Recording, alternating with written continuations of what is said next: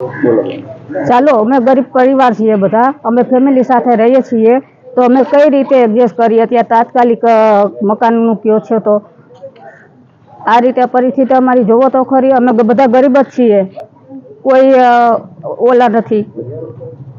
આમાં કઈ રીતે અમે જઈએ? અમે હુડકો વાળા હમણાં જ ખાલી કરી દો, અમે ક્યાં જઈશું બધા? આ માણસ માટે કંઈક તો હોવું જોઈએ ને, જે થશે જેટલું અમારાથી એટલું અમે કરશું. ના નથી, પણ તાત્કાલિક કઈ રીતે અમે જઈ કયો? અમને કઈક નિર્ણય આપો કે આટલા ટાઈમમાં હવે તાત્કાલિક સીલ મારે તમારે જવું ક્યાં? નાના નાના બાળકો છે બધા, અત્યારે કઈ સોલ્યુશન આપો અમને, એટલે અમને સમજ પડે બધી. સમય તો આપો, સમય આપો, કેમ કે આવું તાત્કાલિક નિર્ણય અમે બધા ક્યાં જઈએ અત્યારે? 132 ઘરના ખાલી કરીને ક્યાં જાય? પહેલા તો એ છે, બરાબર. એટલે આટલા બધા છોકરાવાળા, નાના નાના છોકરાવાળા મધ્યમ વર્ગના પરિવાર રહી છે અહીંયા, તો તમારે અમને કંઈક તો આનો પ્રોબ્લેમનો સોલ્યુશન આપવો જ પડશે.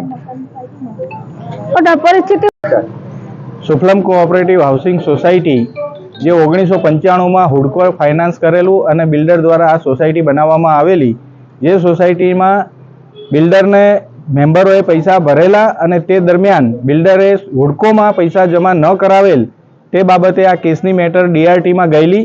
ડીઆરટીમાં મેટર ચાલી, એ વસ્તુ પણ મેમ્બરો સુધી પહોંચવા દીધી નથી. જે 2008માં સોસાયટીના મેમ્બરોને અંદાજ આવ્યો કે આવું કંઈક ચાલી રહ્યું છે, ત્યારે હુડકો સાથે સોસાયટીના મેમ્બરોએ સંપર્ક કર્યો અને જાણવા મળ્યું કે ત્યારે લગભગ 3 થી 4 કરોડ રૂપિયા ભરવાના થતા હતા. ઇન્ટરેસ્ટને, પેનલ ઇન્ટરેસ્ટને બધું કેલ્ક્યુલેટ કર્યા પછી ત્યારે એ મેટરને આગળ વધારી અને અમે રજૂઆત કરેલી કે અમને ઓટીએસ સ્કીમનો લાભ આપવામાં આવે. મેમ્બરો પૈસા ભરવા માટે તૈયાર છે.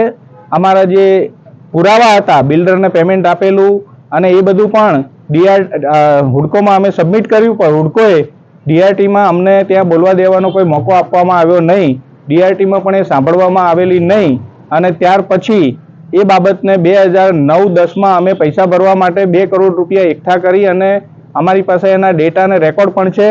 અમે ત્યારબાદ ગઈકાલે જ્યારે 3 દિવસ પહેલાં અમારા ત્યાં 2 બિલ્ડિંગમાં નોટિસ ચોંટાડી ગયેલા, તે બાબતે અમે ગઈકાલે હુડકો અને ડીઆરટીનો સંપર્ક કરેલો.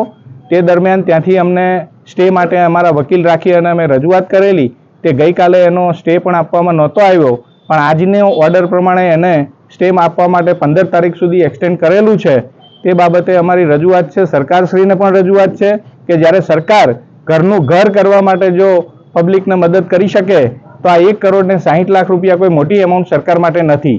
પ્રિન્સિપલ એમાઉન્ટ અને નોમિનલ એમાઉન્ટ એમાં ભરવા માટે સોસાયટીના રહીશો તૈયાર છે. સરકારને અને ડીઆરટીને અને હુડકોને અમારી રજૂઆત છે કે આની અંદર સમાધાન સ્કીમની અંદર અમને લાભ આપવામાં આવે અને આ ગરીબ પરિવારોને એમાંથી મુક્ત કરવામાં આવે.